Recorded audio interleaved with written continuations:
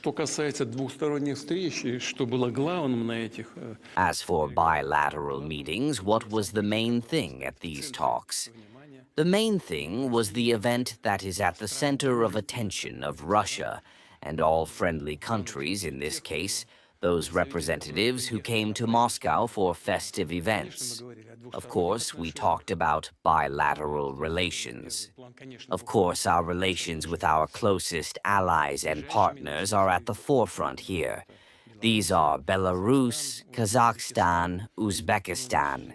We have a $50 billion turnover in Belarus, a country with a population of 10 million. Can you imagine the turnover? There is a lot to talk about and a lot of questions, in fact. The same is true for Kazakhstan and Uzbekistan. We have a fast-growing economy. We have good plans, including investment plans. We have common interests with Kazakhstan within the framework of the European Union. Therefore, yes, we meet with other countries. For example, Laos, of course, is also an important partner for us. The volumes there are very modest in dollar terms. But the prospects are good, and the country is well located in the ASEAN, an important region for us. Therefore, in each specific case, there was something to talk about, and everything was very substantive and pragmatic.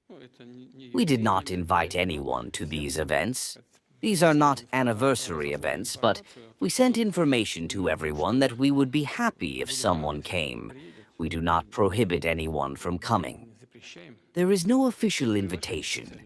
Therefore, not only Armenia, but many other countries, our kind neighbors, our good partners and friends, were not here today.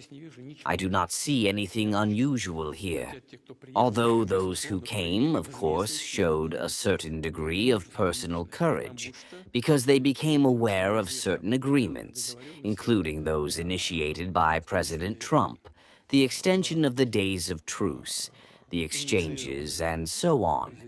That is, they became aware of the disarray of this situation only after they arrived. And not knowing this, they nevertheless decided to be here. This deserves special respect. As for plans for Armenia to join the European Union, this, of course, requires special consideration. We discussed this with Prime Minister Pashinyan more than once. And we do not see anything special here. In fact, and he will confirm, I have already told him several times, and now I can publicly repeat, we support everything that is beneficial to the Armenian people. We have had special relations with the Armenian people for centuries. And if the Armenian people benefit from one decision or another, please, we will not be against it. But of course, we must take into account certain circumstances that are important for us and for our partners. What is into account? For example, our trade with Armenia has decreased.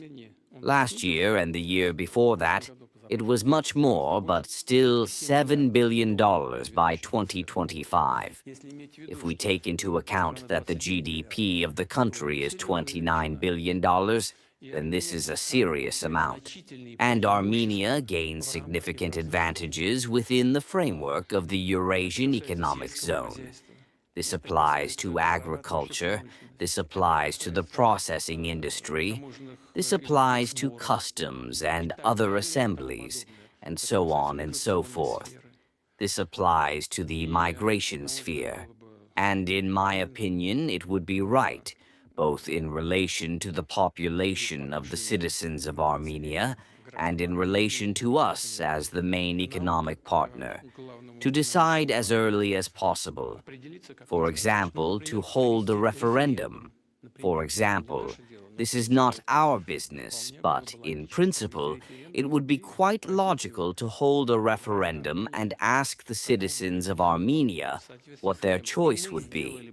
In accordance with this, we would make the appropriate conclusions and would go down the path of a soft, intelligent, and mutually beneficial divorce.